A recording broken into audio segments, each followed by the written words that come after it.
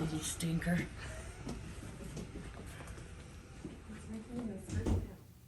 It's okay to get scared sometimes, and we've all been lost a time or two.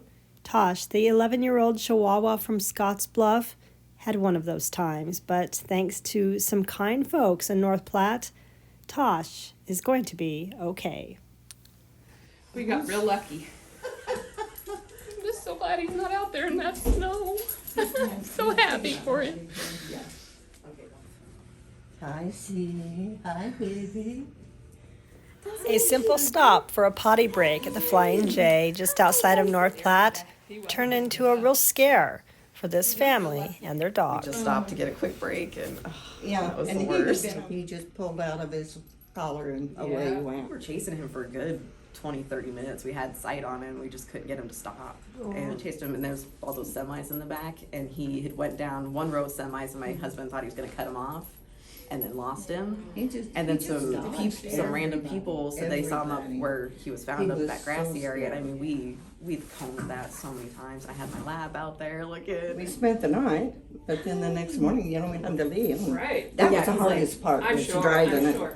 I'm sure. Driving An unsuccessful search by Tosh's family and a lot of caring people was followed by a plea on Facebook for help. And when Jen learned hours later that the small dog was still missing, she teamed up with Gene Stansberry with GS Drones Works to get this pup found. Yeah, and then the more people that he hears and sees out there at this busy truck stop, the trucks, they're loud Yeah. and the speakers and all that, it's just so overwhelming Are you happy, for a little baby. You happy right now? I took him out there, and I was like, he couldn't get through those reeds. I was like, there's no way he got through there. You guys should have seen the drone. It was so cool. It took a picture and you could see my thermal, his thermal, Yeah. and then Tosh's thermal. You could see us trying to get to him, but when he saw it, it was the second thermal image that we looked at. And, when he went down, he was like, oh, I think that's a cat.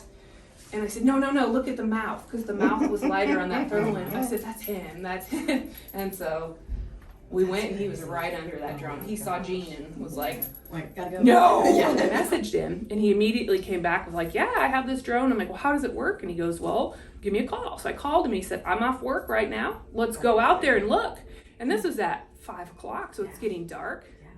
And so we hurried up and rushed out there. I met Gene for the first time. He put the drone on the ground, got in the truck. He's got this big screen in his truck that shows the drone footage. Yeah, 'cause I saw the So pictures. cool. Yeah. And so he was up. I mean, within 10 minutes, we found what we thought was him, and then Really? it probably took us 10 minutes total to get him pinned down. I saw it around the pond, but the reeds were so tall and so thick that I think that they worked against us, but at the same time, had it not been like that, he would have jetted off, Right. and we would have never got him. So he was, trying to weave between all these reeds. At the same time, we're like trying to get through,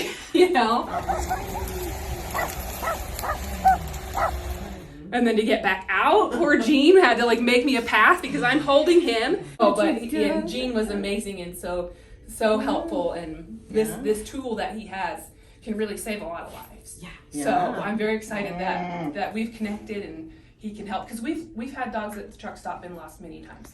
Oh, we were all just thrilled. I just couldn't believe it. I didn't think I'd ever see him again. It's amazing. He would have 100% never been found without Gene's drone. I think he would have just curled up and died. He was. So it's always important to microchip your dogs and cats. It's one of the most important things you can do next to spaying and neutering. A lot of people always say, we never leave, the dog never leaves the yard, the cat doesn't leave the house, what have you. Accidents happen all the time, as we see with Tosh. This was an unexpected event. Natural disasters, fires, maybe you have somebody coming and going company and the dog or the cat gets out. You never know. So you need to plan and prepare to protect your pet. And you can do that with a microchip. It's very inexpensive. It's a lifetime, guarantee that if your pet ever gets out, they end up in a shelter or a vet or somewhere like that they'll get scanned and you can be reunited. It's just really, every single pet should be microchipped. There's no doubt about it. So it's really important to do, and just get with your vet and they can help you out.